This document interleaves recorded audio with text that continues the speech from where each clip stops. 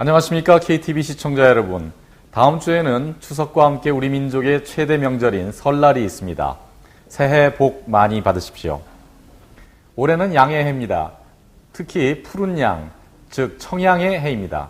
양은 선함과 의로움 그리고 아름다움을 상징한다고 합니다. 그리고 푸른색은 지혜와 젊음, 신선함, 굳건함, 신념 등을 나타냅니다.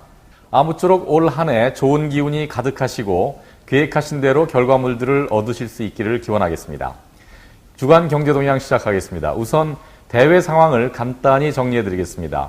유로존의 불확실성이 증대되고 있고 미국의 금리 인상 분위기도 고조되고 있습니다. 그리스의 채무 상환 프로그램을 논의하기 위해 지난 2월 12일 개최된 긴급 EU 재무장관 회의가 최종적으로 합의에 이르지를 못했습니다. 다만 오늘 16일 논의를 계속하기로 함에 따라서 불확실성은 다소 완화된 상태입니다. 반면 미국의 경우는 지난 주말 고용지수가 발표되면서 미국의 펀더멘탈이 더 견고하다는 것이 입증되었습니다. 통화정책에 대한 정상화 의지 또한 확인되면서 오는 6월에서 9월 중으로 금리 인상이 단행되리라는 기대가 높아졌습니다. 이러한 여건으로 인하여 달러화의 평가 절상이 이루어졌고 루피아화 및 원화 등은 상대적으로 환율 상승, 즉 평가 절하가 이어지고 있는 모습을 볼 수 있었습니다. 루피아 환율은 2월 12일 미 달러당 12,802루피아로 전주 대비 달러당 167루피아가 상승하며 1.31% 평가 절하되는 모습을 보였습니다.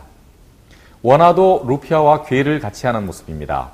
12일 미 달러당 원화 환율은 1,107.5원으로 마감하며 전주 대비 16.8원의 환율 상승, 즉 1.52% 평가 절하되었습니다. 다만 한국은 다음 주 설 연휴를 앞두고 수출업체들을 중심으로 자금 마련을 위한 달러화 매도가 예상됨에 따라서 주중 원화 환율 상승은 제한될 것으로 예상됩니다.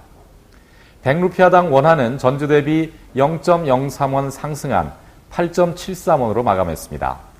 인도네시아 10년물 국채는 루피아화의 환율의 움직임과 같은 모습을 보여주었습니다. 주중 지속적인 상승세를 보이며 12일 전주 대비 0.32%포인트 상승한 7.35%로 마감하였습니다. 종합주가지수는 대외 여건의 전반적인 악재와 국채를 비롯한 시중금리의 상승에도 불구하고 12일 전주 대비 64포인트 상승한 5,343포인트로 마감했습니다. 흔히 금리와 반대 방향으로 움직이는 주식시장의 특성을 감안해 본다면 지난 한 주 인도네시아 주식시장은 상대적으로 선전을 한 것으로 볼 수 있겠습니다. 거래량의 경우도 일평균 6조 루피아를 넘는 활발한 모습이었습니다. 공신력 있는 경제 전문 잡지 중에 이코노미스트라는 잡지가 있습니다. 영국에 본사를 둔 이코노미스트 그룹이 출간하는 잡지인데요. 이 그룹에서 각국의 경제, 리스크, 산업 등을 분석하는 EIU라는 연구소를 두고 있습니다. 이 EIU는 지난 수요일 자카르타에서 인도네시아 서밋 2015라는 비즈니스 포럼을 개최하였습니다. 이 자리에서 발표한 자료와 주요 내용을 잠시 소개해드리겠습니다. 우선 경제 성장률에 있어서 인도네시아는 5.02%의 성장률을 보였던 2014년을 저점으로 회복세를 보일 것이고 올해인 2015년부터 2019년까지 연평균 성장률 6.1%에 이를 것이라는 예상이 나왔습니다.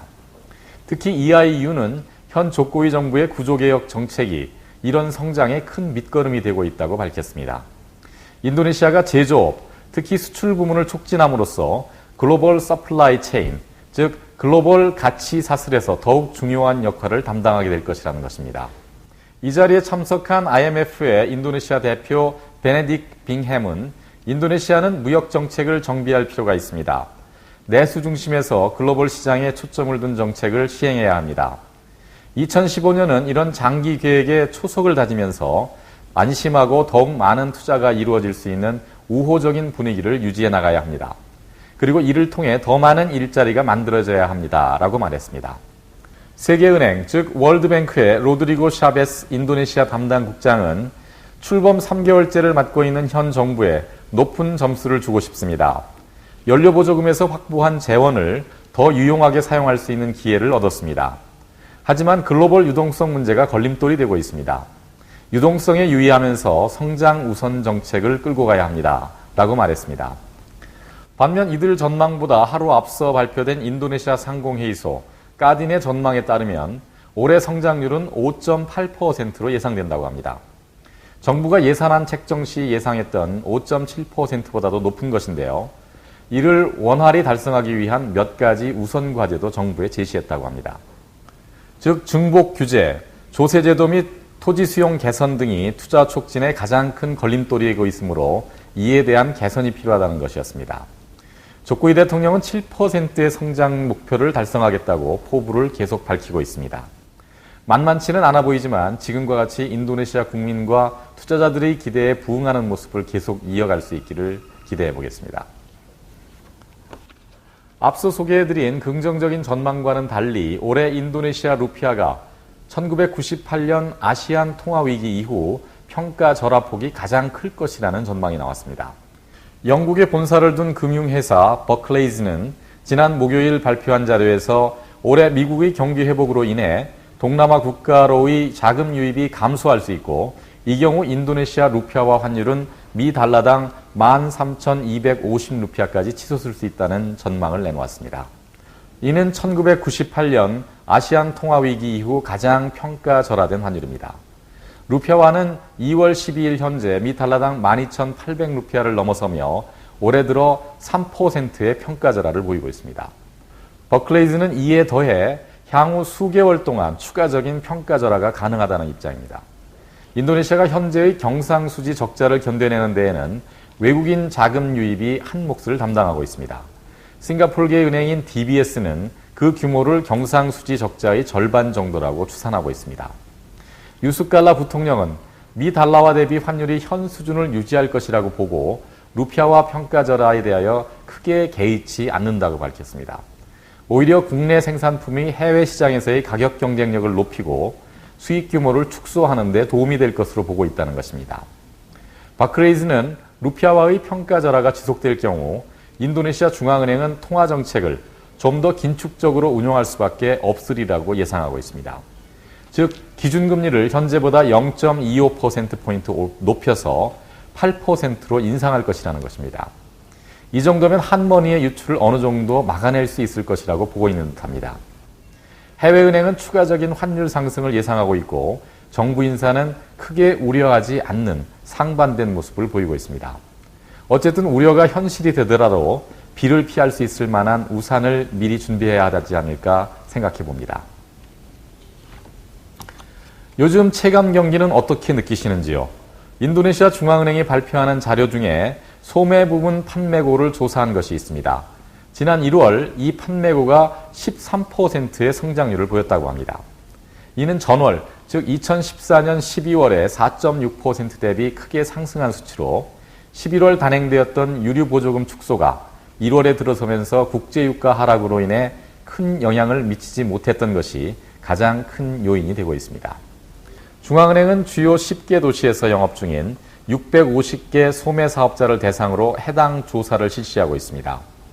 1월 부문별 실적에서는 정보통신기기 부분의 성장이 두드러졌습니다. 응답자들은 향후 전망과 관련해서는 앞으로 3개월 동안 소매 부분에서 큰 재미를 보지 못할 것 같다고 답변했습니다. 하지만 물가 인상도 크게 나타나지 않을 것으로 보고 있습니다.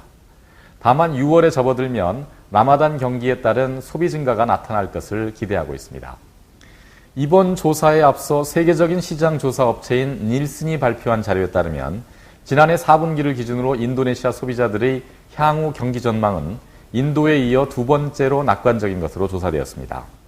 다만 응답자의 52%가 의류 구매를 줄일 것이고 47%는 전자기기 교체를 당분간 자제할 계획을 밝힘으로써 제한적 낙관의 자세를 갖고 있음을 가능케 했습니다. 소비자들의 마음을 예측한다는 것은 쉽지 않습니다. 그러나 소비자들의 마음이 열리면 경기가 살아납니다. 아무쪼록 낙관적인 전망대로 경기가 더욱 활성화되어지기를 기대해 봅니다. 현 정부는 인프라 확충에 총력을 기울이면서 필요한 재원 마련을 위해 유류보조금 개혁을 단행했고 정부 부문의 불필요한 경비를 줄여서 효율적인 세출 집행 노력을 기울이고 있습니다. 하지만 이에 따른 부작용과 불만도 나타나고 있습니다. 바로 호텔 업계입니다. 조코이 정부는 지난 12월부터 공무원들의 회의 개최를 위한 호텔 사용을 금지하고 외부 행사에 참석 시 지급하는 일비도 삭감을 하는 조치를 단행했습니다.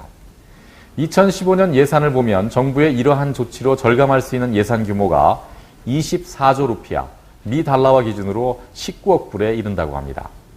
하지만 이로 인하여 조만간 몇몇 호텔은 문을 닫아야 할 형편이라고 합니다. 특히 보고로 지역에 소재한 호텔의 경우 기존 매출의 60% 정도가 공무원들의 행사가 차지하고 있었다고 합니다. 자카르타에 소재한 4성급 암바라 호텔의 경우 매출의 3분의 2가 정부 관련이었는데요. 현재는 2%에도 미치지 못한다고 합니다. 최근 적용되고 있는 공무원들의 일비 현황을 보면 호텔 숙박이 필요할 경우에 일당 40만 루피아가 지급되고 발표자일 경우에는 100만 루피아가 지급된다고 합니다. 그 외 당일 행사에 참석할 경우 반일 혹은 종일에 따라 10만 루피아에서 30만 루피아까지가 지급되고 있습니다. 업계에서는 호텔 산업이 위축될 경우 식음료와 여행 산업 부문의 위축은 물론 취업률과 세수에도 영향을 미쳐서 정부의 성장률 목표 달성을 어렵게 만들 것이라고 우려하고 있습니다. 인도네시아 호텔 외식 연합회의의 얀띠 시캄다니 회장은 호텔이 생존하기 위해서는 객실 판매율이 최소 55%는 되어야 합니다. 이에 미달할 경우 업계에 종사 중인 1,100만 명의 직원들이 직장을 잃을 수도 있습니다. 하지만 조코이 정부가 들어선 이후 지난 12월 인도네시아 호텔 객실 판매율이 50.1%밖에 되지 않습니다. 11월 54.5%에 비해 급격한 하락을 보인 것이고 5성급 호텔은 특히 심한 타격을 입었습니다. 라고 말했습니다. 현 정부의 여러 정책들이 투자자들로부터 좋은 평가를 받고 있는 상황이지만 이렇듯 사이드 이펙트, 즉 부작용도 연출하고 있는 것 같습니다. 정부의 조율과 업계의 혁신이 필요해 보입니다. 우기의 막바지에 접어들고 있다고는 하지만 하루 종일 꽝꽝거리는 소란스러운 하늘을 보고 있으면 과연 끝이 올까 하는 의문이 들기도 합니다. 인도네시아 상공회의소는 이번 주까지 내린 비로 인하여 재계가 입은 손실이 3조 루피아, 미 달러 기준으로 2억 3,400만 불에 이르고 있다고 발표했습니다. 2013년 1월 수해로 인해 입은 20조 루피아에 비해서는 적은 규모라고 할 수 있겠지만 이러한 피해가 내년에도 반복될 거라고 예상하는 데에서 심리적 피로도는 더욱 높아지는 것 같습니다. 자카르타 지역의 치수를 완전히 정리하는 것은 가능할까요? 자카르타 치수관리청의 아구스 프리오노 청장은 가능하다는 입장을 밝혔습니다. 하지만 예산 규모가 만만치 않습니다. 92억 불, 즉 118조 루피아가 필요한데 이는 2015년 각 부처별 예산을 초과하는 것은 물론 국방 예산보다도 18%가 많은 규모입니다. 하지만 아구스 프리오노 청장은 예산보다도 더 큰 걸림돌이 있다고 말했습니다. 바로 실무 단계에서의 실행이 언제 마무리될지 도저히 예측이 안 된다는 것입니다. 계획을 세우는 것도 중요하지만 실행을 시킨다는 것이 인도네시아에서는 더욱 어려운 것 같습니다.